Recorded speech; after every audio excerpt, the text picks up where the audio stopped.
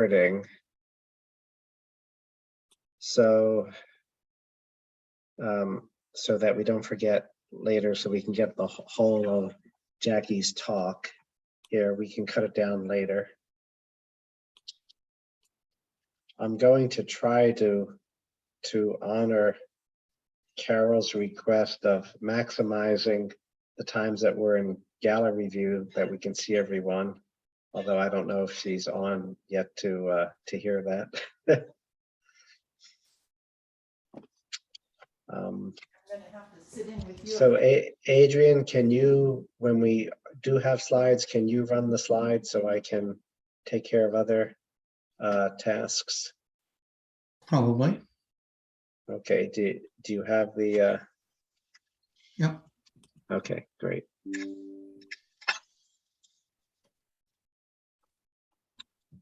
Oh boy. Am I shareable? Oh, not yet. Let me correct that oversight. You are now shareable. You should now be shareable. It is now 7 o'clock. FYI. Yep. But we are, let's see, we have 4 people from Jackie's circle. And Okay. 5 from Sustainable Rossmoor. Yeah. I'm just judging that from the names on the screen. Okay. There we go. Okay. No more people are coming on now. Why don't we give it a couple of minutes, because people seem to be logging in about now. People's problems on Zoom is not necessarily the greatest. Are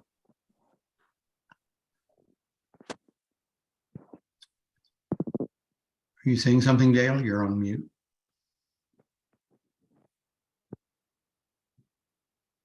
The good news is the cases are going down, but because of the delay, the hospitalization rates are still going up. So, but I think we've turned the corner on number of cases. So Yeah. it suggests that next month we'd be more okay with getting together.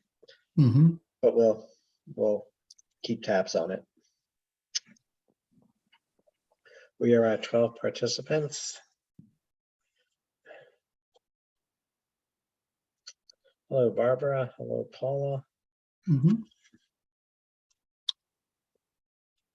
And Dale, it's good to see you from your Perch in the sky. extra orbital, yes, perch.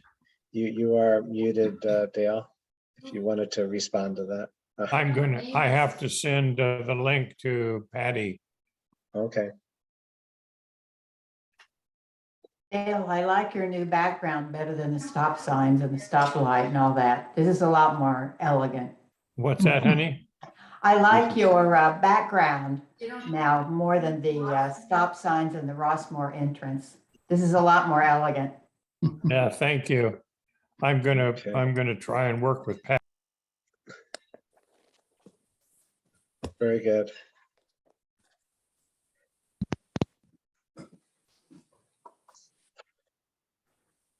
Hey. Now we're getting a few more Hey there, people. Dean. Yeah. You're showing as a name of me, so you may want to change it. Right. Nothing like me. Yes. There's a whole bunch of me's here. someone is very me-centric. Yes. Yes, please change it to your actual name. I can't. I don't know how to get this back. Oh, well, Wait. who is me? I can rename you if you'd like. Sorry, Is this no, Paula? no, that's not, no, Barry, don't worry about it. It's not you. I can't. It's me, right?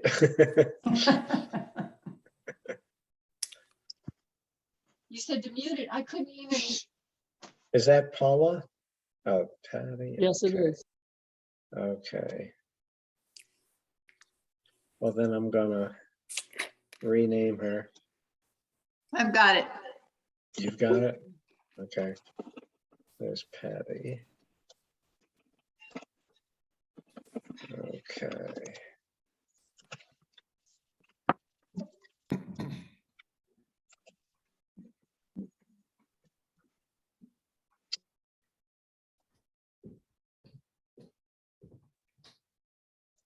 Okay. So clearly you've guessed that me is really, oh, she changed me to Paula. Okay, Oh, okay. I guessed that it was Paula. I figured you My- did. Okay. Okay, was I wrong? No, you're right. Okay. Sounded like Paula. Okay. Well, why don't we get started since Okay, the number of people has more or less stabilized here. we are recording. I'm going to mute people who are not currently muted except for Adrian. Okay. And co-hosts can unmute themselves. Okay. I see a few fresh faces here. Why don't we just introduce ourselves? Bernice Garcia. Oh, let me unmute her. Hold it. Okay. Could you just Bernice, if you can unmute yourself and just Okay. and just you want to introduce yourself to the rest of the gang?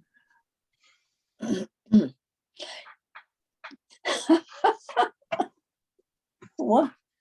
No. Yeah, sorry. Okay, Bernice Garcia, Rossmoor resident. Big fan of Jackie.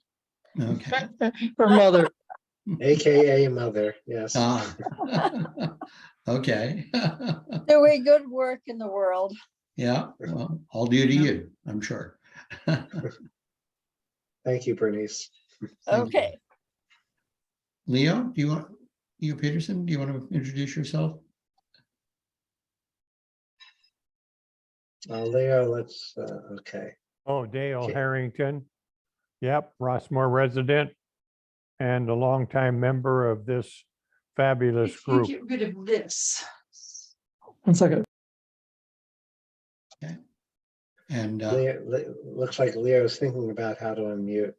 I think if you just click on the thing that asks you to unmute, that'll unmute you. Maybe. Okay. Well, meanwhile, let's go to someone else. yeah, Barry, I just learned that the Fairway Room had 2 people in it. I'm going to send them both the Zoom link. And GRF has the whole setup, including the AV guy waiting. Hmm. So they didn't get the message. No, that's I'll take responsibility for that. okay. Dean Mayer, do you want to introduce yourself? Hi, I'm a Moraga resident, interested in environmental issues. Big fan of Jackie, Carol, and Jeff, and not a blood relation to any of them. Okay, good to have you with us. Thank you. And Kim McIntyre, that's a name I don't remember immediately. Kim, do you want to introduce yourself? I gotta unmute. Okay, Kim McIntyre, Rossmoor resident. Have been a member of this club since 2017. Oh, okay, good. Yeah. Glad to have you with us tonight. Thanks. Thank you. Okay, I think everybody else is well known, so why don't we get started? And let's see, can everybody see my share screen? Yes. Okay, and I need to figure out how to make slideshow go. There we go. Okay, so, oops. Today's agenda, a few brief highlights from the past month.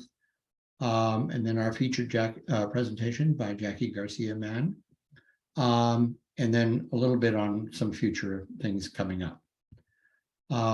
Remember, please mute yourself when you're not asked to speak, and type in questions in chat. That's a good way of doing it, although we will have lots of time for questions and answers after the presentation. Paula, do you want to talk to this membership report?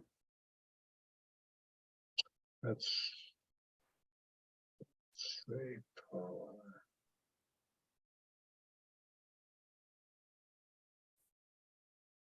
Paula, are you there?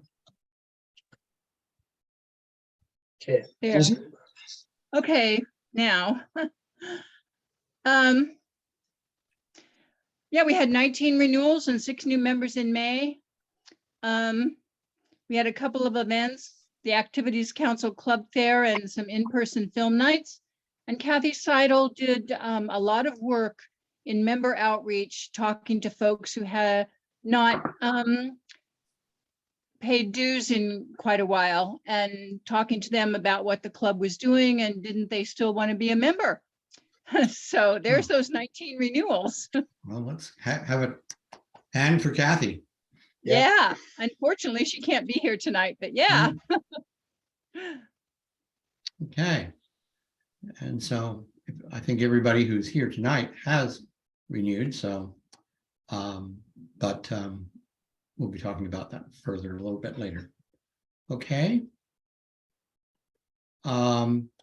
Solar, this is actually a slide from last time. The numbers have gone up. I was trying to get an update today of the 67 or so that signed up for during the sort of the Rossmoor Solar Initiative phase of things. About 45 or 50 are now installed, I believe. We have permits for every MOD permits for every one of them, except for 4. NEM2 is still available, although the PUC is cranking up to make decisions to move to NEM3. So if any of you haven't done solar yet, or you have friends who haven't done solar yet, there's still time. A couple of people have snuck in the last 2 or 3 weeks and have started the install process. So in addition to the ones that were there before. So keep that in mind. And if anybody, is interested. There's been some troubles getting solar panels, but the installer that we're using here, YES, has a good supply of them. And they bought a whole bunch up front just to make sure that they had enough. So with that, I'd like to move on to our featured presentation. And we're very honored to have Jackie Garcia Mann here tonight to present to us. She's an ecologist. She was a co-founder, one of the co-founders of 350 Contra Costa, organizing climate rallies. And tonight she's talking about how perhaps the diesel fuels are perhaps not quite so bio-friendly as they might be, and to bring that into our attention. So with that, I'm going to stop my share and hand it over to Jackie. Hello. Good to see you all, and a lot of familiar faces there. And hi, Dean, and Brad. And I'm laughing a little bit at the Deborah Mann, because that is not my relation. So Deborah, maybe you're a hidden long lost cousin or something. So I'm going to go ahead and start sharing the screen. And let's see. Okay. Does that look good? Yeah. Oh, perfect. All right. Looks good on this side. Thanks to my husband for his advanced presentation skills. So the topic of my talk tonight is biofuels, burning food for fuel. And before I get started on that, I really want to thank Sustainable Rossmoor because Sustainable Rossmoor has been a great supporter of 350 Contra Costa from the very beginning, from our initial climate rally at Civic Park maybe 4 years ago. And we really appreciate your support to fund the things that we do, to do outreach to new people. And we have a lot of focus actually right now on legislation, as well as local policies to promote electrification. And a little bit more about me. I have an undergraduate degree in wildlife biology from UC Davis, and then I went back for a master's in conservation biology from UC Davis. And I really specialized in endangered species surveys in the San Francisco Bay Area. I left that to raise my children, but part of my why as to why I now do climate work and didn't go back to doing wildlife work is that during the course of my thesis, it was very evident to me that for the endangered species that I studied at the time called the California clapper rail, now called the Ridgway rail, that even a few centimeters in rise of sea level could be very devastating to their nesting habitat. And so the best way for me to save marsh habitat was not really to work on specific issues around the bay. It was to work on climate, because we all know that climate change is real and it's coming faster than we ever imagined. It's like a freight train coming at us. Okay, so today I'm going to give you kind of a primer on biofuels. So think of this as your high school science class on Biofuels 101. And the reason that we're talking about biofuels today is that biofuels are coming soon to our own Contra Costa refineries. And I have been part of a refinery transition work group, a coalition of many organizations, some grassroots organizations like Sunflower Alliance, as well as non-governmental organizations like the Natural Resource Defense Council and the Sierra Club, Stand.Earth. We all work together to look at refinery issues as well as now biofuels issues. So in this picture, you see a petroleum tanker coming under the Golden Gate there. And in the future, if we are processing biofuels, a lot of these tankers might be carrying vegetable oils or animal fats, and we'll talk about that. So when I started this talk, this presentation 2 years ago, I had it titled Biofuels, the Good, the Bad, and the Ugly. And I was pretty open-minded and really looking for the good in biofuels and hoping, you know, it sounds great, kind of like natural gas is natural, and biofuels, it's biology, it's life, and it's from plants. What could be bad about something from plants? But the deeper we went into studies and read about scientists' computer modeling of the carbon impacts of burning plants, we actually did another talk that was entitled Biofuels, Boon or Boondoggle. And unfortunately, I think we've settled on the boondoggle, not the boon.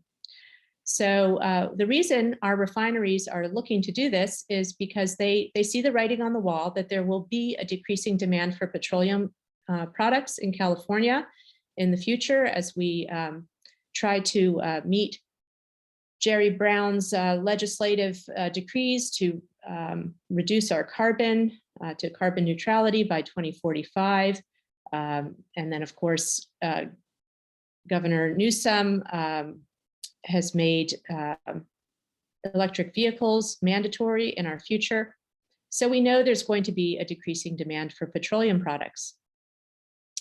But because of the renewable fuel standard at the national level and the low carbon fuel standard policy at the state level, the reason these refineries are really into this is because it's going to make them a lot of money. So there are large California credits They are basically identical to subsidies of up to $3.25 per gallon for the biofuels. So this makes them highly profitable. And that money is just in addition to whatever they get per gallon when they sell it at a pump. So in August 2020, Marathon and Martinez did a big pivot, and they applied for a biofuels permit to produce renewable biodiesel. Here was their new website, and they started a great big PR campaign. And they plan to produce 730 million gallons of renewable fuels per year. So that is half of the number of barrels they are refining, they were refining of petroleum products. But actually, right before they did this pivot, Marathon went idle in 2020. They basically shut down because it was no longer profitable for them to refine petroleum.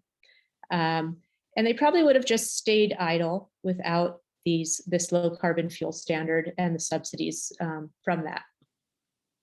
And it wasn't just that refinery. We had Phillips 66, Rodeo Renewed, also announced a conversion in August 2020 to renewable fuels.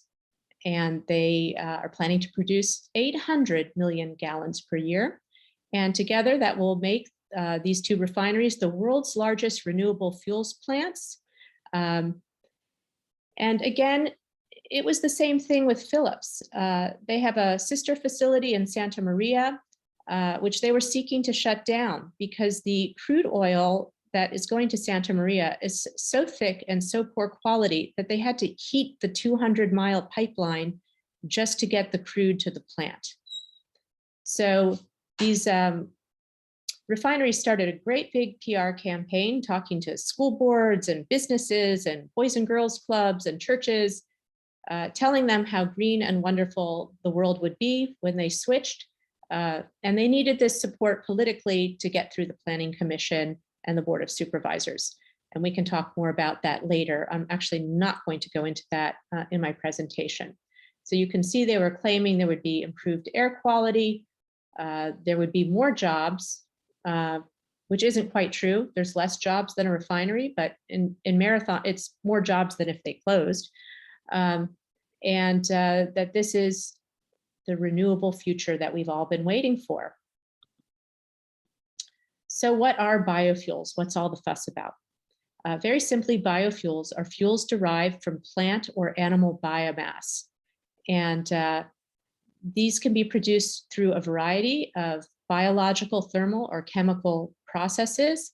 I'm not going to go into that today, but basically it's a fermentation process, just like making gin or whiskey or something. You're going to create something that is an alcohol product.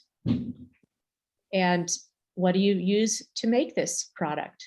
Well, you might be using animal fats, things like rendered beef fat, tallow, anything from a meat processing plant, pork, chicken, and fish oil, which is in large supply in other countries, more supplied. And then plant oils, commonly soybean oil, corn oil, canola oil, and palm oil. And unlike traditional petroleum fuels, these plant fuels are sourced from something called biomass or feedstock, which is anything that is grown. And they also come from waste products. And unlike petroleum, because you're growing a plant, which is sequestering carbon as it grows, it's taking carbon from the air and turning it into a plant, and then you burn it later and you release that carbon. What the scientists believed is that you created a balance, that it was a net zero process if you create liquid fuels from a plant or an animal that you grow, that it's energy in, energy out. Whereas petroleum adds carbon to the atmosphere because it is ancient sequestered carbon that has been underground for millions and millions of years. So I bet you could think of the most common additive to gasoline in the United States.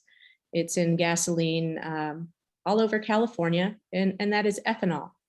Ethanol can be produced by several processes, and it can use a lot of different feedstocks to ferment. So the most common in the US is corn, as on the picture on the left, and the picture on the right is sugarcane. There's also beets, palm oil, and rapeseed oil. And all of these oils are also used to produce food oils. Rapeseed oil is a cooking oil as well. Now, you might have seen in the news, there's been a lot of news about sunflower oil vanishing as the Ukrainian war grinds on and farmers are unable to grow food. So there is actually a limit in some places on how much cooking oil you can get. And there is a shortage of cooking oils as a result of the war. The Ukraine is basically a breadbasket for the world in terms of the great amounts of products it grows for food. And even The Economist, I bet every one of you has read an article talking about the food shortages, the global food shortages. Here's The Economist from 3 weeks ago, the coming food catastrophe. War is tipping a fragile world toward mass hunger. Fixing that is everyone's business. So here's the crux of the situation. When we refine any of these food products for fuel, we are burning food for fuel. This directly and indirectly reduces food supplies and creates global food insecurity. So for instance, 8 bushels of corn could produce 21 gallons of ethanol fuel, or it could feed a person for an entire year. So that's a lot of calories that we're burning in the engine of a car or a truck. I'm going to go back a little bit before we go into more depth on liquid biofuels, because that's what will be produced locally. I do want to acknowledge the other kinds of biofuels, because you're going to be hearing a lot about this in the future, and you'll be reading about this in the news. So the original biofuel is, of course, wood. When you heat with wood, when you burn in a wood stove, a wood fireplace, that is kind of how we all started with wood as a fuel, the combustion process producing and releasing heat. Now we take woody biomass on a much larger scale, and we create pellets that can be burned to produce electricity at a commercial scale. We also take woody biomass. Some forests are managed just for biomass to burn or ferment.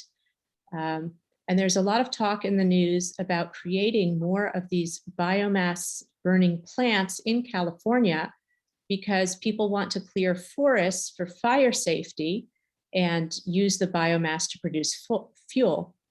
And I do want to say that that is actually a controversial topic. Some people believe that if you start thinning the forest dramatically, you're going to actually create a drier microclimate by taking away the forest biomass and reducing humidity. So I think there's a lot of studies going on about that right now, but there's also a lot of public opinion pressure to thin the forests. Another source of woody biomass is crop waste. For instance, you might take the corn, but have all the corn stave, all the branches and leaves that you can burn to create fuel. And I'm going to also talk to you about biogas now. Here's another familiar thing that you've seen when you drive by an old landfill. You see methane captured from landfills. You see all these pipes coming up from the landfill. As the organic matter decomposes, it releases methane. That methane is captured and then used to power gas engines, electric generators, and send power to the grid. So that's a really familiar sight. We've been doing that for a long time. And that's a great use. That's a great way to get methane, because it's a pure waste product that would only be released to the atmosphere as methane And of course, we know that methane is 80 times more heating than carbon dioxide.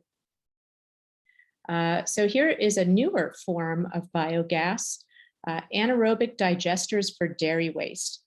And when you drive down I-5, you might be seeing these in the future, these domed shaped, those are anaerobic digesters. And what we're going to do, they're going to do now is take the gas out of the manure. So they separate the solids and liquids, store the gas in tanks, pipe it into a generator, and then send the power out to the grid. And this is sold to utilities. So this is happening quite a lot along the I-5 corridor. And this is a big environmental justice issue. There's a lot of action on this of people protesting, because already the Central Valley has some of the worst air pollution in the entire world. And it is well known that dairies reduce a lot of harmful fumes, bad pollution from dairies. And because of the low carbon fuel standards, dairy farmers are now getting incentives to produce cow poop. So their manure can give them as much income as milk. So instead of just producing milk, they are now incentivized to increase the size of their dairy herds, increase the pollution impacts on local communities, all to get the low carbon fuel standards to produce biogas. And this is kind of another looming issue. You're going to start noticing it maybe because I've mentioned it to you. You'll notice this in the news, and it's quite an environmental justice issue. So back to liquid biofuels. So liquid biofuels may be used straight, but more commonly they're refined and blended with petroleum products in different percentages. So the refineries in Contra Costa are seeking to produce biofuel, actually renewable biodiesel, also 100% biomass. It is a refined product, not blended with petroleum. So that is what they are looking to produce locally. And a co-product of that is sustainable aviation fuel, also called SAF, S-A-F. Now, SAF is a blended product. It's only 50% biomass, and they will be able to pipe that directly to the Oakland airport, the San Francisco airport. They already have pipelines laid for these things. And so when the refineries got these permits to produce liquid biofuels, the permits are very general and all-encompassing, and we don't really know what they're creating and in what percentages.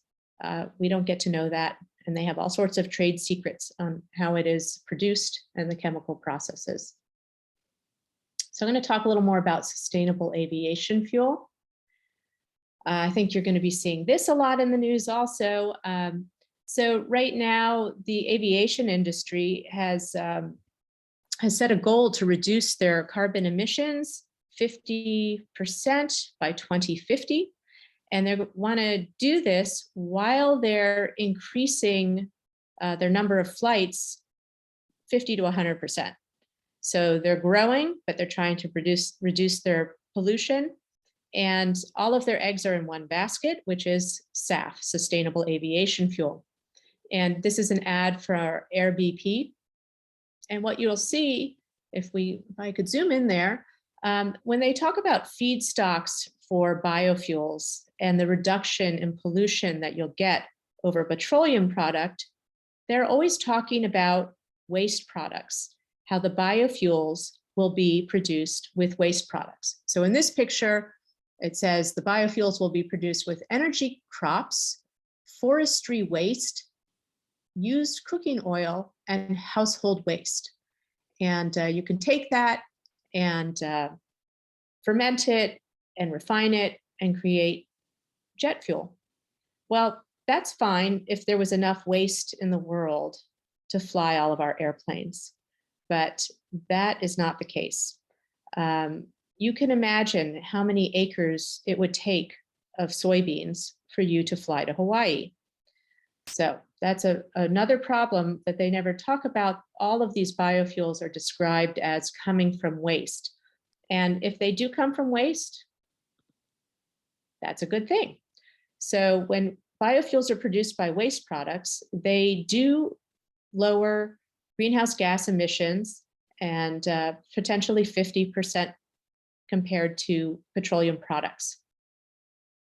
And they also supposedly decrease pollution for refinery communities relative to conventional refining. We do know that they reduce particulate matter, which is very harmful to human health. And there is a decrease in tailpipe emissions when biofuels are burned. However, at the source of the refinery, this is Paramount in Southern California. This is a biofuels refinery. The refinery process still creates a lot of pollution. And by some estimates, it takes twice as much hydrogen to crack plant and animal oils to create the fuel, so that they are actually creating just about as much pollution as if they were refining petroleum products. And so when they give all their numbers about how much pollution they're doing, they're actually producing half as many gallons as when they refine petroleum, but the pollution levels kind of stay the same. There is an overall way to look at this is that if you're burning biofuels, you are still in a combustion process. So you are still creating carbon. And even if there was a carbon accounting that's net zero, this is a dirty process. You're burning fuel, and we are living in a world with basically no carbon budget left. And now we're going to talk a little bit more about the other problems, that biofuels are another extractive process, slightly different from petroleum, and they have a lot of impacts on food production and the conversion of natural lands to croplands to grow the feedstock. And this is all quite unregulated. So the ugly, what I say, is that the problem with biofuels is it is the same old model of combustible liquid fuels. And it delays the infrastructure changes that we need to go on to a cleaner future with true renewable things that don't involve combustion, things like solar and geothermal and wind and possibly green hydrogen. So we lock in our old pattern of fossil fuel reliance by blended products, blending biofuels with petroleum products, and we delay structural changes to cleaner technologies. And it deters us from going on to advancing other green tech solutions. So you might have seen, I see them all the time on the news and Super Bowl ads and things like that, all these pictures of the refineries showing how green and renewable they are. They might show them holding a little soybean plant in their hand, and all this advertising about how great they are they're so green now because they're going to do biofuels. Well, the fact is it's only a very small portion of what they're doing. And the carbon accounting doesn't necessarily add up so that they can really claim that it's cleaner. But it is blessed by our state policy of the low carbon fuel standard. And so they're getting away with it. We're going to talk a little more about the harmful environmental and social impacts and some problems with fraud. So this is from a Dutch newspaper. And so what they found in the Netherlands is that Europe is ahead of us on these biofuels. They've already been producing biofuels for a couple of years, and they found a lot of problems with them. And one problem, you wouldn't be surprised to know, is cheating. So these companies get credits for used cooking oil. So they might take a product like palm oil, which is very terrible for the environment because you're you're basically cutting down forests to grow palm plantations. And they falsely certify that they're using used waste products, and they are not, and then they get their credits. So this has already been happening, and this guy Kempen was actually sentenced to prison. You couldn't see that happening in our country for fraud on something like this, but it did in the Netherlands. And I wanted to share with you a picture of a palm oil plantation. You might have heard palm oil, it's so bad, and you know, to avoid palm oil because it has really bad impacts on forests in Indonesia. And that is absolutely true. And this is a picture of what a palm plantation looks like. And what happens when you start growing soybean oils for fuel or taking more corn for fuel is that you have these indirect land use changes. So because there's less of one kind of cooking oil or animal feed or this oil that they use in a lot of food processes, like putting in peanut butter, then the demand shifts to other kinds of oils. So even if palm oil isn't allowed in biofuels, there might be more of it grown because there's less oil in the world generally, because we're using it all for biofuels. So again, biofuels perpetuate a system of resource extraction. Palm oil is the cheapest feedstock available in large quantities. It's very dense with energy, but to do it, they clear a lot of forests, and this has really devastated biodiversity in many countries, especially the Southeast Asia. And then in South America, I wanted to show you this map. So in South America, it's a little different. It's not about palm oil, it's about soybean farming. So these little dots show areas of Amazon forest cleared to grow soybeans. If you zoomed in on this, there are thousands and thousands of little dots here, and the Chaco and Argentina and Paraguay and Brazil. So I think a better way to envision what it looks like is to think about this. So there is the trailing edge of the original jungle, and basically these lungs of the world are being transformed into giant soybean plantations. And this also has to do with raising cattle. Cattle can eat some of the soybean mast. They take the oil out, and what they leave, they feed to cows. So this is where our biofuels will come from. They're not all going to be grown in Iowa, that's for sure. So burning food for fuel increases global food insecurity. And I have this quote from Matthew Brown. He said, replacing only 5% of the nation's diesel consumption, that's just 5%, with biodiesel would require diverting approximately 60% of today's soy crops to biodiesel production. So remember, soybean is a primary source of protein and oil for people and livestock all over the world. And there is not enough of it for fuels. So the critical question here is, what is the maximum quantity of sustainable aviation fuel that could be created per year without adversely affecting food production or causing a negative environmental impact, such as deforestation? And here I'm focusing on aviation in particular, because when we talk about biodiesel, a lot of the uses of biodiesel, like for trucking and long distance driving, can be replaced and will be replaced in the future with hydrogen and with electric vehicles. But for aviation, at this point, there is no substitute for liquid fuels. So aviation is very likely to be a priority user of biofuels in the future, because there's not going to be an alternative for several decades. And again, electricity and hydrogen can replace most terrestrial and marine uses of biofuels. So again, think about flying to Hawaii. And how many acres would it take you to go there?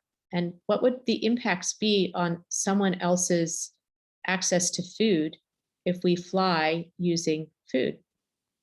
I can't answer that question, but I don't think it's a good situation. And overall, there's a great problem of scalability. So biofuels with waste are great.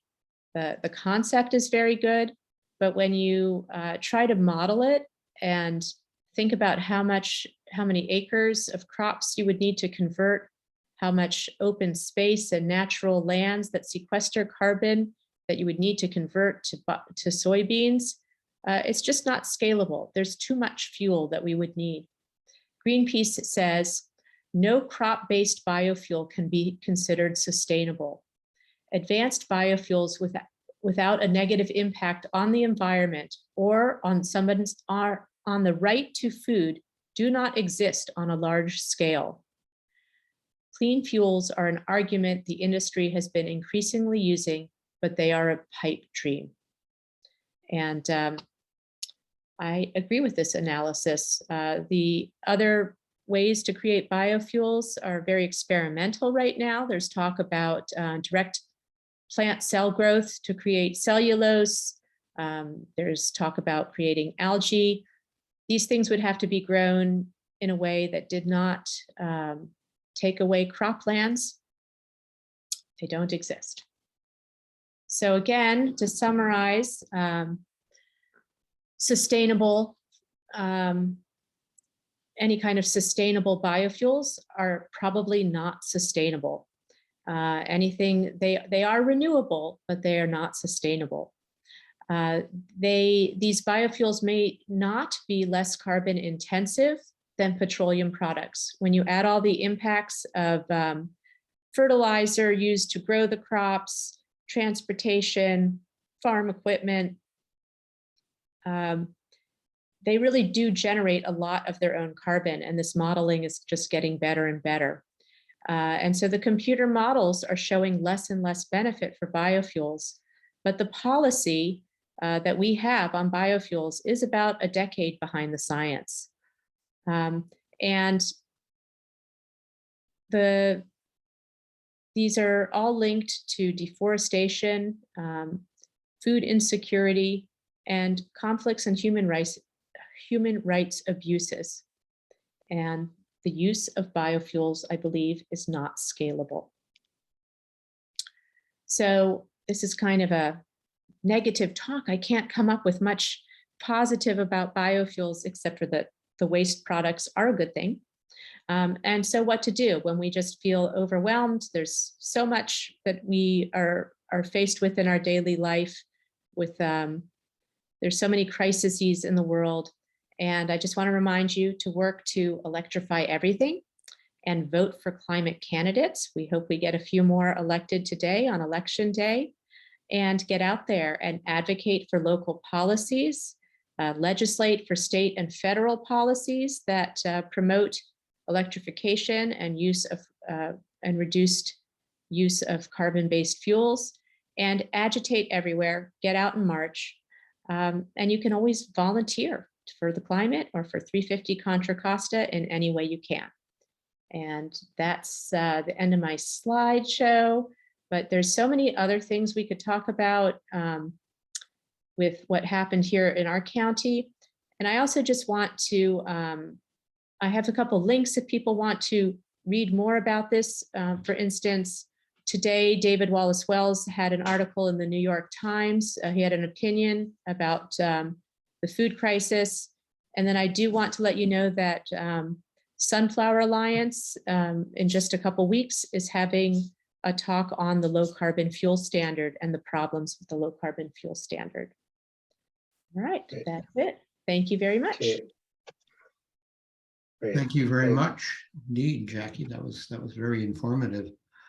I'd like to turn it over for questions, but as chair, we do have one question that Mark Fellick asked. Mark, why don't you unmute yourself and ask the question directly to Jackie, or I can read it if, oh, there you go. Yeah, you go ahead and read it. I pretty well. Okay, well, so Mark writes in the chat, what does East Bay Mud do in Oakland with commercial digesters, etc.? So I am actually not familiar that they have commercial digesters. You might see things that look like digesters on the sewage systems that you drive by on the highway. They do have food. A lot of places have food waste, food scrap digesters. If Mark wants to elaborate on what digesters he's referring to in Oakland. Yeah, there's a East Bay Mud Power Plant down there, not far from the bridge.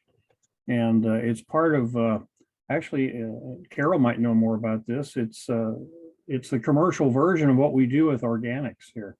Oh, okay. So it's On the probably restaurants and everything. And I don't know if Yeah. it's human waste processing, but they do, they claim they generate electricity from that to power all their operations down there. Yes, well, it's probably not all of the operations, but that's the same thing as those digesters that I showed you for cow manure or biomass waste. So basically anything that decomposes can be digested, and human waste can go through these digesters too.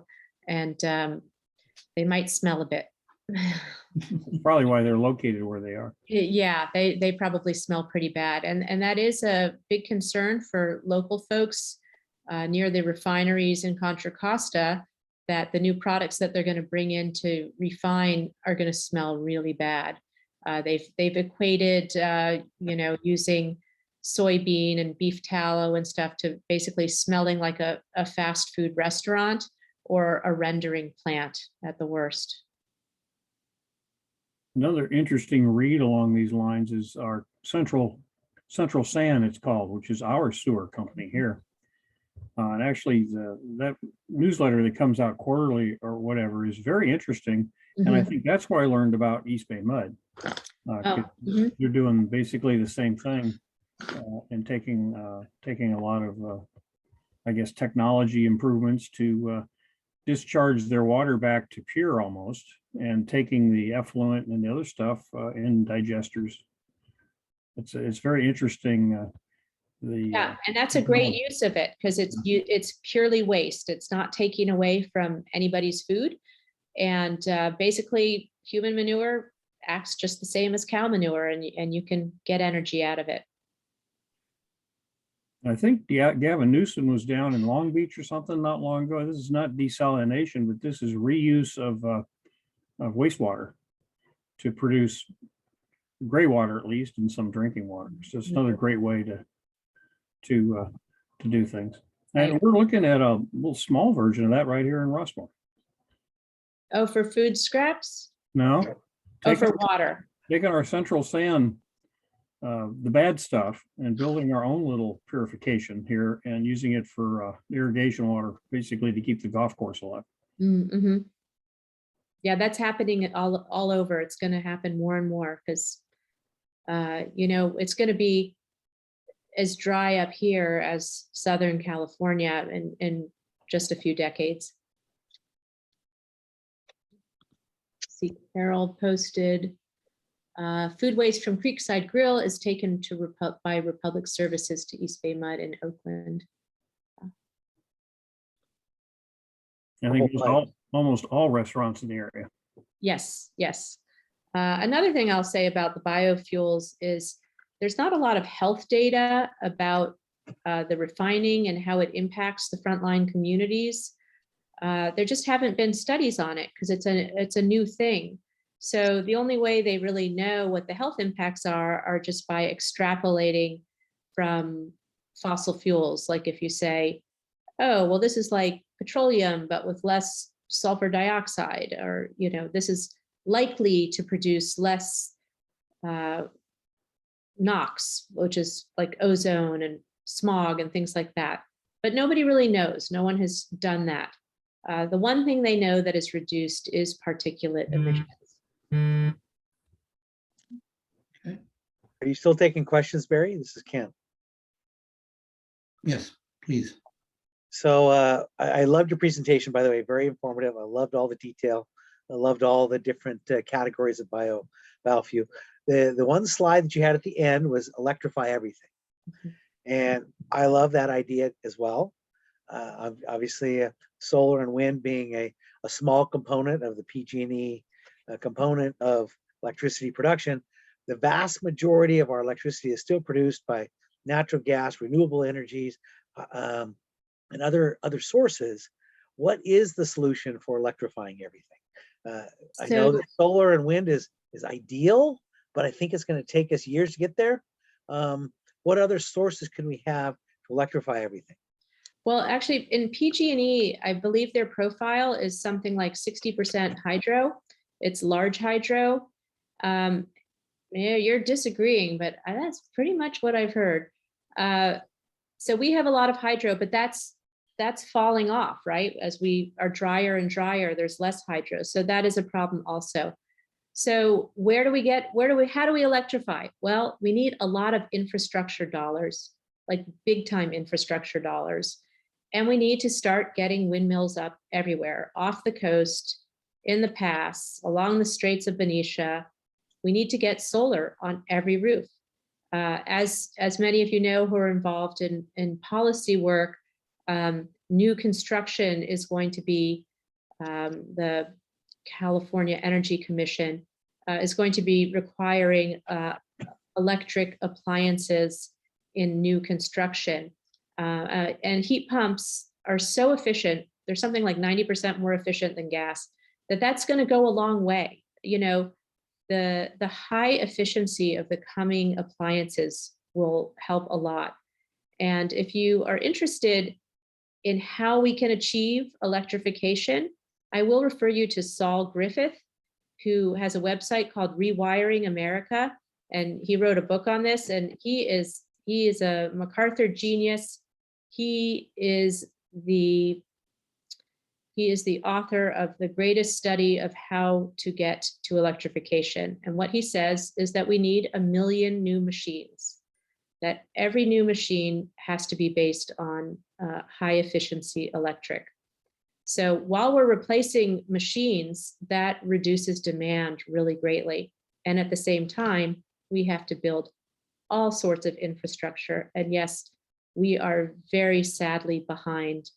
And that's about policy. That's about demanding it and fighting back against the fossil fuel companies who are obstructing change, who want to keep the status quo for their business models. So it's very, very hard to change policies where every policy that you do isn't balanced by a bone for fossil fuels. Let's see, Carol Weed. Well, David Epley asked first, any information on what percentage of the feedstock for the new biofuel is expected to be waste? Do you have? So this was interesting in the hearings that they had. So the California Air Resource Board, CARB, came to the hearings to basically give their blessing to this project. And when we asked CARB what the data was on those kinds of numbers, what is the percentage, right? Where's the details of this? CARB said, well, we don't know what the details are. We haven't seen it because they're not required to produce it until after we approve the project. But, okay, so there's a catch-22. So, and then we had someone in our refinery transition group asked for the data, and like he got these papers that were completely redacted. There's nothing, everything was blacklined. So this is all like trade secrets. Yeah. So they get to get their permits without saying, where are they using waste products? Is this really truly good for the climate? They get their permits without it because CARB blesses it. And CARB doesn't even have the data till after the permit is approved. These permits are pretty much approved forever and ever. They're not reviewed every 3 to 5 years. They are a rubber stamp refreshing of the permit every 2 or 3 years. And so until they take away the subsidies, they will now be producing biofuels. But people in the refinery transition work group have done a lot of calculations. Basically, all, you know, waste oil is just a drop in the bucket. This is all coming from soybeans. So almost everything will be from soybeans. It will, they will first start with domestically produced soybeans to get as much as they can. But chances are they will have to end up getting soybean oil imported by tanker from other countries. And part of their permit included an approval for something like 100% increase in marine traffic. So that tells you something. If there were soybeans fueling their estimated annual production, it would take an area the size of Indiana, all of Indiana, to grow enough soybeans to meet the production that they have given as their target. It's a quite impossible situation. And they're also in competition with each other for the waste oil and for the soybean contracts. So right away after these proposals, they were making contracts, long-term contracts with soybean producers as well as waste oil places. And if you think about this, this is the marriage of big oil and industrial agriculture. And the Frankensteins that is coming, their baby, is biofuels. We're going to have the two largest lobbies in the entire world joined at the hip and fighting to keep this in perpetuity, right? Because it keeps them both in business. So that's my big fear, is that it's just going to be so strong. We already have so much trouble with the strength of the petroleum industry owning politicians and basically running legislation. And now we're going to have it married to the industrial agriculture lobby.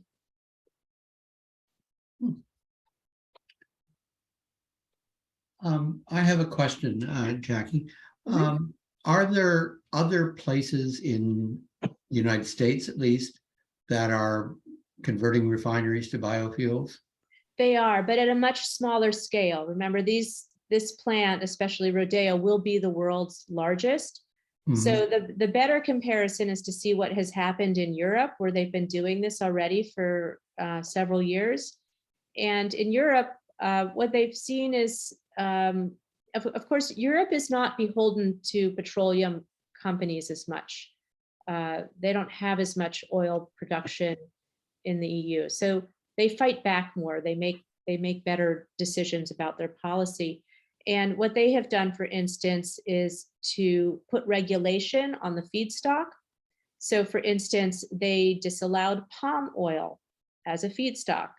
And they disallow soybeans unless the soybeans are certified that no forests were cleared to grow those soybeans. And again, that is another high fraud situation. I've heard whole podcasts on, the shell game of soybeans and is it coming from a certified source or not. Right. So they did their own study. This was several years ago, and they looked at the impacts of their demand for biofuels, and just from the EU demand, I can't remember what the space of years was. Well, something like in space of 5 years, they realized they were probably responsible for deforestation of the Amazon, the size of the Netherlands. Now, in Contra Costa County, would it be more effective for us as a group of people to work at essentially the local level, at the county level, to block permits, to make it just increasingly difficult for them to do this? Or is it more appropriate to work at the state level? So we just did that. You are completely right. And we were hopeful that we could get in there and stop this, this monster before it got out of the box. We did a ton of lobbying and organizing. We had lots and lots of speakers at both the Planning Commission and the Board of Supervisors meetings on this. They have already been approved. And then we appealed as a group and we lost the appeal. And now we're waiting to see if one of the NGOs like actually Communities for a Better Environment, I think is going to stand up and do a lawsuit. Good. So that will be another level. But again, it's so hard to fight this on a scientific level because they won't give us actually any data about, we have a lot of questions about emissions from the refining process and comparing the amount of hydrogen used to traditional refining, questions about feedstock. They somehow don't have to answer any of those things. Maybe a judge will make that happen. I don't know. We're not 100% sure the lawsuit is going to happen. They're very expensive, but CBE is supposed to take the lead on that. Do you think CARB was acting in good faith when they gave out those? I do. Yes, I want to say so. I'm somebody who believes it. I saw Carol give a little smile there. So what I think happened is that, so just so you know, there's a lot of politicians and scientists who first supported biofuels and then publicly redacted their support as new information came on. Because when biofuels were first conceived, in the 2000 or so, all the data looked pretty good. It looked like this was the thing to do to grow our way out of this. But computer modeling has gotten much better and much more detailed. And as the modeling has gotten better, we realized that the carbon benefit has fallen to basically the same level as petroleum. And in some cases, like if you use palm oil, it's actually worse than using oil. Plus, it makes people starve. So as bad as oil is, and someone asked me, would you rather see them use oil than biofuel? And the answer is yes. And until, again, it's distracting. It's making people think that they have this solution to a problem which is not yet solved. So you think they're still under the impression that, based on the old, now retracted perspectives of a lot of big names, that this is a good thing to do? There's still that out there. This is the CARB, it's not the public, right? I know, but CARB also has a lot of industry drivers. And also remember, there's Governor Newsom behind all this, trying to be the green success that California wants. So, right, you want to announce your success. You want to say that you've created a just transition and you've solved the environmental crisis by creating a biofuel. So the political fairy tale wishing to make this a reality is very strong. Now, a lot more scientists, more and more scientists are coming out against this. And again, the direct deforestation for growing soybeans to go to Europe and now the US is getting more and more clear. So I think the science is going to catch up, but everybody's always entrenched in their policies. And again, you're going to have industrial agriculture and big oil trying to keep the status quo and trying to keep their credits. So our plan is to go after CARB and to lobby CARB at the state level. We really need a team of scientists behind this, and we're reaching out to people. But they like to be paid too. And the other thing we found, is that only retired people will take this on. Yeah. Did you try the Union of Concerned Scientists? No, I don't think we did. But again, some of the people we talked to are part of that, but only retired people will do this. Yeah. Yeah. Well, hopefully we'll find a few good ones who will take on CARB and do it's just math. It's just computer modeling. And well, it's my model versus your model. So that's where it gets expensive. And that's where the lawsuit would come in, my model versus your model. And there was a guy by the name of Pimentel, I think he was at UC Berkeley, that well over a decade ago ran models that showed that that all of the economics were fudged in the early brouhaha about how great this was going to be. And those models have been around a long time from reputable people at reputable places. They've just ignored them. Right, right. There were people who came out very early on against this, and actually, was it Henry Stern? Or no, Henry Waxman. He was in Southern California. Mhm. He was for biofuels, and then he ended up creating his own organization that fights against biofuels after helping pass legislation to create that same state policy that I'm talking about. He went, oops, that was a bad idea. Actually, his website, if you want to look at it, is called Mighty Earth. Very, very good to see. And then quite a few scientists who published papers recanting their previous support. I want to look in the chat because I haven't been able to look at that. So let's see. Yeah. Unless Barry, you want to Yeah, call? please do. Okay. Well, yeah, Mark Fellig again had some information about the stats for how much energy is renewable and else. Let me speak to that. elsewhere. Go I don't ahead, know Mark. stats. This is the California Independent System Operator. Every state has one, Cal ISO.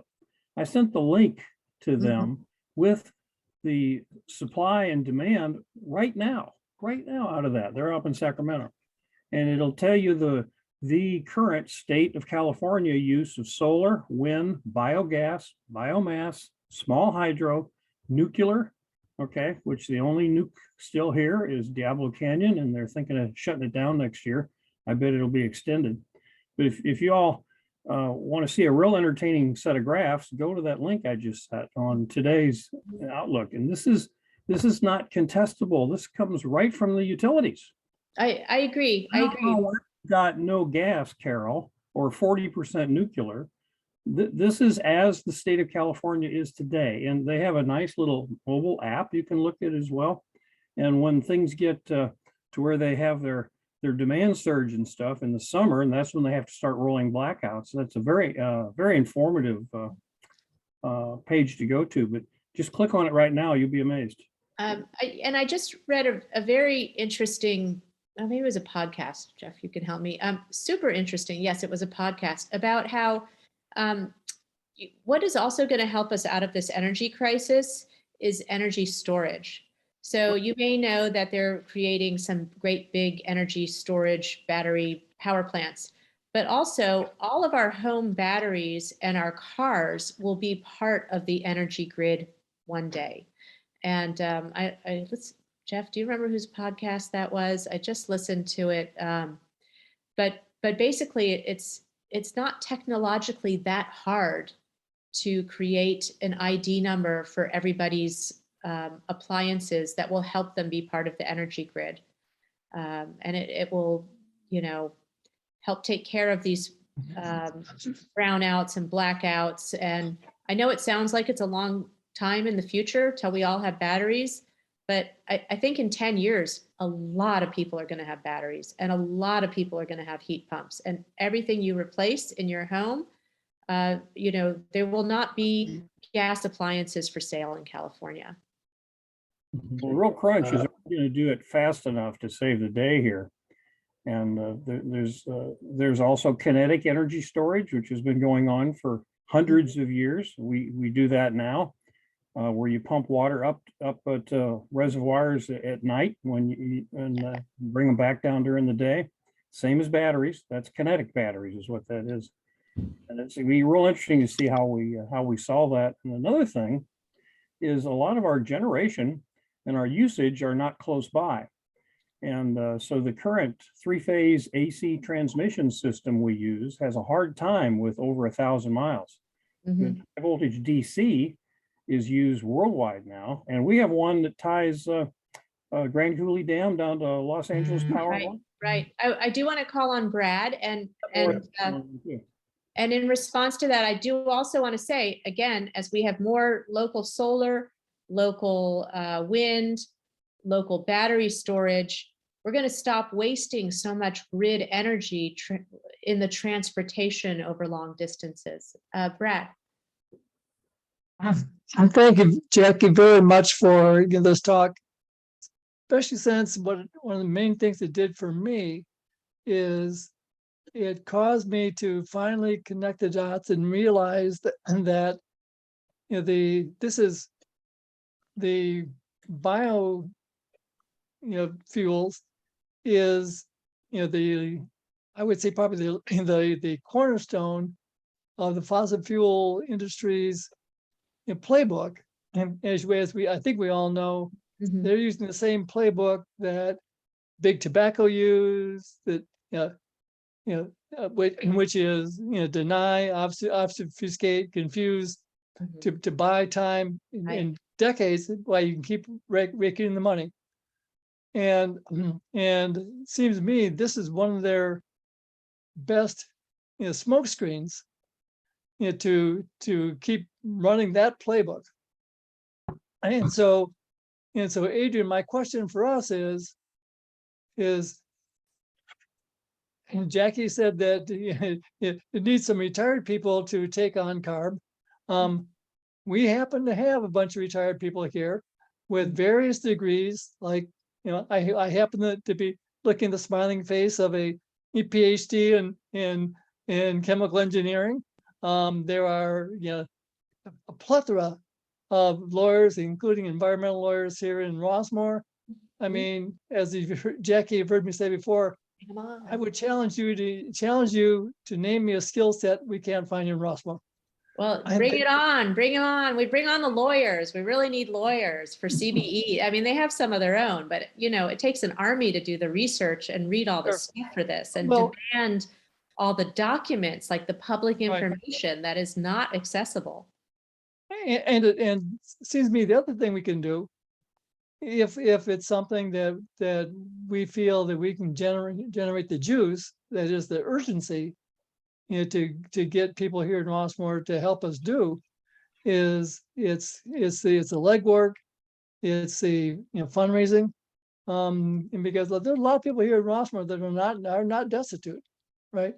And one of the reasons why I think that we should find some topic like this is because I will confess, and that with each day, as I see that the demise of our planet is getting closer and closer, my choices are either give up completely and move into the tropics and sit on the beach and drink Mai Tais all day, or get violent. And I'm willing to do either. And so I'm hoping that we can figure out some way to keep me from the latter, and the former. And so let's think about that, Adrian. We may come to the conclusion, no, it's not. It's too big, too much, for us little retirees. But I don't think there really is anything that's too big or too much for us when we've got the passion. Yeah, it's also hard to be against things, right? When you're going out and you're advocating for something, it's a much easier sell and message. So I hope you all know about all the stuff going on about the Solar Alliance and trying to keep solar going. Are you guys all active on that?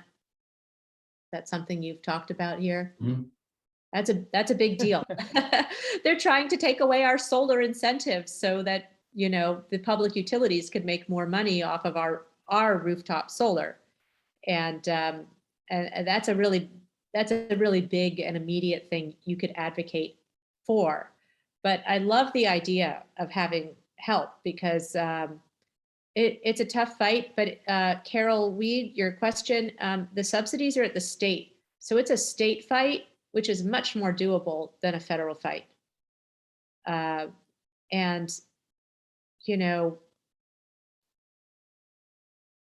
I have to hope that the CARB would respond to scientific knowledge, but they will not really disclose what their own scientists are modeling unless there's a lawsuit.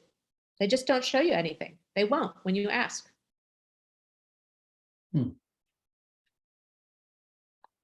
And it seems to me that's just not right. Oh, no.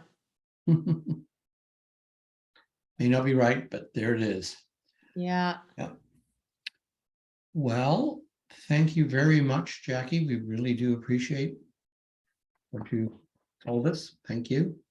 And hopefully we can find some ways to maybe help with such a lawsuit or whatever might make sense, or at least lobby our state representatives. Yeah, I can definitely let you know when, if there is a lawsuit by Communities for a Better Environment, and I know they would appreciate support. Mhm. That would be the next step. Yeah. And I want to say that our representatives in the state are all for biofuels. DeSaulnier and Garamendi are very pro biofuels. And their ears are pretty closed to the deep down science, because for them it is the compromise that makes them look good environmentally and satisfies labor. It satisfies jobs, economics. It's the happy, just transition. So they don't really want to be bothered with the real science behind it. And that is why I think we actually need to go to CARB to say this is a bad policy. Sometimes we make mistakes, and we go back and we change things, and reasonable governments do that. Europe is beginning to do that. And likewise, we need to examine the impacts of our policy. And of course, the biggest thing is, boy, we need to get more money into all of those alternative and coming technologies, just like kinetic energy storage, like I think Mark mentioned. And, basically pumping water is like a battery. And there's a lot of great things out there. And then just efficiency really goes a long way. Again, take a look at Rewiring America. Mhm. Yeah, absolutely. Okay. Thank you, guys. Well, thank you. Yes, thank you, Jackie. And Jeff, thanks for your support. Carol, do you want to take it over and talk about, you need to unmute yourself, Carol. Unmute yourself. Carol, unmute. So you want like a committee report? Is that what you're thinking? Well, I wasn't quite sure whether you were wanting to talk about trash or movies, or you had some other. I can do that. Great Yes. idea. They're both short. The films had been taking, we won't have a sustainable Rossmoor film in June. So that's the simple version. There will not be a film in Peacock. Also, the Green Sofa Cinema, that more and more of the Rossmoor, Sustainable Rossmoor members has started to participate, is taking a summer hiatus. So we just have 1 month away from Peacock. So next month, we will be showing the film that we would have shown this month, which is Youth v. Gov. So the real life version of a lawsuit, speaking of lawsuits, by the Children's Trust is called Juliana v. US. And it's a lawsuit that started in 2015 from 21 different young people, starting at 6 years old on up at the time. And now it's been 7 years, and they're all 7 years older, and they've been to the Supreme Court, and the Supreme Court said their case should go forward. So this is a documentary about them, a little bit of about each of the, not each, some highlighted some of the children, some of the legal aspects of the case, and it's on appeal right now. So that's the film for next month, and it'll be on the 13th of July, and you'll hear more about it, and there'll be things in the paper and so on and so forth. Switching subjects to recycling. Our trash talk has formed a steering committee. So we have 6 volunteers who are, because we have a lot of people that are on our mailing list and that participate intermittently, but we have a really dedicated new group of people that are focusing on a speaker or a topic for each meeting, as well as some long range goals, and to get, because we've been rather shotgun approach, and now we want to take a more focused approach. So one of the focuses will be how to get increasing participation in compost. And so anybody has ideas, you can give them to me, or you can come to the next meeting, which is always on the 3rd Wednesday of the month at 10 a.m. We're also focusing on increasing volunteers at each entry. So each enclosure or each entry can have 1 or 2 volunteers if you don't already, and we'll try to coordinate them. Some of the mutuals have done that already. So Mutual 2 has done a great job. About 2/3 of they have 85 different enclosures. So 2/3 of those now I'll have monitors that help and coordinate. They have saved thousands of dollars every month. So that's what our trash talk is going to focus on next month, is how to recruit and encourage, motivate volunteers. And at the local level, just focusing on one enclosure each, and also composting. So join us then. Okay, great. Barry, do you want to talk a little bit about EV charging and how SR should be involved? And we want to make this a bit of a discussion. Yes, thank you, Adrian. We are thinking about forming a committee for EV charging, but we wanted to hear from you, Sustainable Rossmoor, on how you see being involved in EV charging. Can I see a show of hands, at least those who are on video, of who's planning, who either has, who currently has an electric vehicle? Wow, okay. And who else is planning to get an electric vehicle, say in the next 3 to 5 years? Is there, I know I probably am. Okay. Well, right now at Rossmoor, there are very few locations that people who do not have garages to actually charge their electric vehicles if they get one. And there's some work that we can do to help promulgate policies within mutuals. I know Mark Fellig has written a policy for Mutual 2 that could serve as a model. But this work needs some help from an advocating group like Sustainable Rossmoor and a committee of a few dedicated people is what it will take for starters.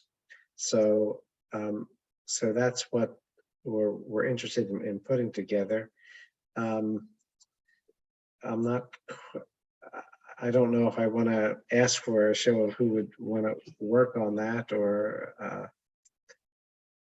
You should. Okay. If you don't do it okay. now, it won't happen. Okay. Well, who would like to work on promulgating electric vehicle charging at Rossmoor?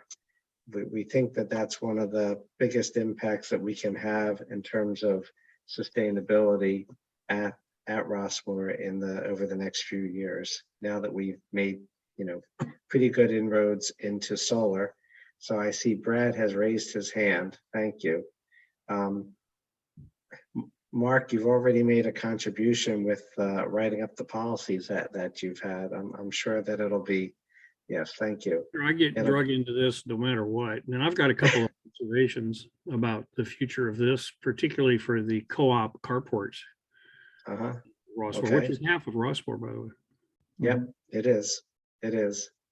Well, okay. Is there any brief brief comment you want to say? If I'm looking to get other people to help out on some of the work. So if there's anything that you can say that can help motivate other Well, you're people to probably help not join going to us. want to hear this, okay? All the new cars now are 300 milers, all right? The most popular ones coming in now are Tesla Y, the new Mustang, and the Volkswagen ID4. They're all 300 milers, and they're talking even more than that. It used to be when I started out, I saw somebody had a Leaf or a Tesla, I'd knock on their door, say, hey, would you like to charge? But I was also saying, don't try to bootleg here because we got snitches, okay? And I don't even knock on people's doors with EVs now. I wait till we catch them or they voluntarily register. And what I'm finding is that much like gasoline cars with a 300-mile range, you don't have to have a gas can or a gas pump in your home. And with the advent of more and more superchargers, like over at Safeway and the 2 close by Tesla superchargers, it's less and less that people are going to have to rely on charging at their residence. So what I'm saying and what I'm advising my mutual is that this whole thing may fade away. Okay. Now that goes Well, against the screaming the sky is falling of we're all having EVs by 2035 for the governor and the feds. But hey, we never equipped all these with gas storage. So you wouldn't have to go get a gas can. But I think charging now is getting to be ubiquitous enough to where I see I would say only half of the big EVs now are needing to charge.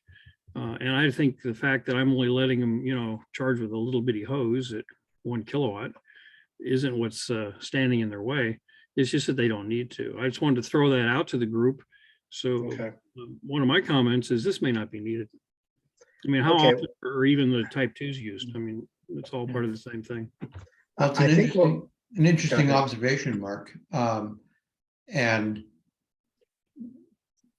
I think it's maybe important because to convey that to people, if that's in fact the case, so that they don't, because I often hear from people saying, well, I'd love to buy a Tesla or whatever, but I can't charge it in my carport, right? And so what am I going to do? And if indeed there's this option and this really works well, then we need to educate them about in fact, this is available to you, go do it. And so I think there's still a role for Sustainable Rossmoor to be the educator of people here as to what are the options, how can you go about doing this, and why should you go ahead and get that. Also, on the other end, or VW, whatever it is, plug-in hybrids are seeming to gain favor. That's what I've got, and I like it. But guess who showed up buying a brand new plug-in hybrid Santa Fe Hyundai and is now charging in his carport? Eric Cox. Oh, really? Very good. Yeah, he really analyzed what he was going to do. So hats off to where that's standing. Mark, I want to thank you for your observations. I always listen intently. You are information rich, and I always learn a lot listening to you. What I will do is schedule a meeting. I'm going to, and besides Brad, Adrian, myself, and Mark, is there anyone else I should invite to this meeting? And the goal of that meeting is to decide what Sustainable Rossmoor, what role we can play to help with the implementation of EV charging. Anyone else I should include? Okay. Okay, well, I will do that, at least for starters, and I might put it out on the MailChimp to see who else might be interested in being a part of that. Carol? I'm not offering to be part of that committee, but I have something I want to throw out, because I thought about drivers in Rossmoor, problematic drivers, and I'm always behind in Safeway behind somebody buying, buckets full of alcohol. So I'm thinking, everybody's gonna get an EV and we'll figure out the charging situation. And when are we gonna have electrified public transportation that's user-friendly, you know, that's either, you know, driverless or whatever? Is that something we should be pushing for now? That's all. That's a question. I don't think we need a committee for it. I just wonder how much energy and how many years are we going to spend till we get all this EV charging going, right? And then we'll decide what we really need is public transportation in Rossmoor and everywhere else. But Well, we much may better. be getting there faster than we expect because we can't find bus drivers. You know, that goes against, see the USA and your Chevrolet though, that's been ingrained in us as USA animals. All about independence, right? Yeah. Yeah. And that's not all to the better. You're right, Carol. And so Barry, maybe what we do is we broaden the goal of the topic of that committee to, you know, public transportation in Rossmoor. Well, in fact, transportation in general in Rossmoor, you know, to encompass both. Because I think that, you know, that Carol's right, that by the time we really nail down the EV charging and charging at people's, you know, homes, you know, the technology will, for self-driving cars, et cetera, will be quickly upon us and they'll become less important. Well, given the time tonight, I think we will leave that as a agenda item to discuss at greater length at Right. the upcoming meeting. So I got a question, and Carol knew more about this than I did. One of the Electrify America high voltage DC chargers coming online, as of this week, they're still not up. Right. 5 weeks? Adrian knows more about it than I do. He follows it. I don't know. I don't know where they're at. And the Electrify America site doesn't tell you anything about. You just say it's coming. The skeptic in me says they're waiting on PG&E to give them, you know, the final connect permit. Yeah. Probably. They got everything in, including the big honking transformer there. And Yeah. Oh, it'll power an aircraft carrier. Adrian, the eventual, if they get connected and turned on, there's going to be 3 different ports or the Four ports. 4 ports. Okay. Thank you. There's like 8 hoses, but there's actually 4 charging stations. So some But of two, them have different, two each. yeah, some of the hoses have different connectors on them. So Thank you. yeah. they all have the SAE except one Chatham. Yeah, right. Yeah. So I'm not quite sure why they have And that's for Brad. Yeah. Okay. Thank you. Carol, you have a question? Carol No. Byron? Yeah, am I still on mute? No. Nope, you're good. Oh, good. I just Googled EV charging stations near me and it says there's an Electrify America at Broadway Plaza. I think there's Tesla on the bottom and the Electrify America is on the top floor. Right. I was specifically asking about the Rossmoor Shopping Center, but a mile from here. Yeah, no, we were over there today and it looks just like it did a week ago. Yeah. So I don't think they're probably listed yet. Right. No, it says it's the one, yeah. Okay. Okay. So paying attention to the time here, we're past our usual ending time. Then one announcement here about the website. We are moving ahead with replacing the current website. And hopefully by the time we get together again, we will have the new one up and running. In the interim, I will be sending out notes to people saying, here's the new one being built.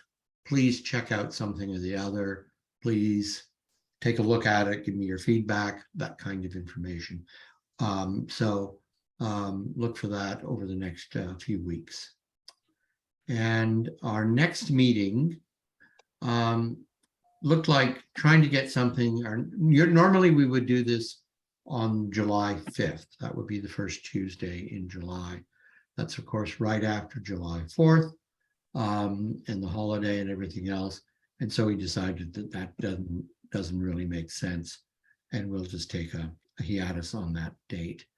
We're trying to organize something for August 2nd, which will be the first Tuesday in August, and look for an announcement about that in the near future.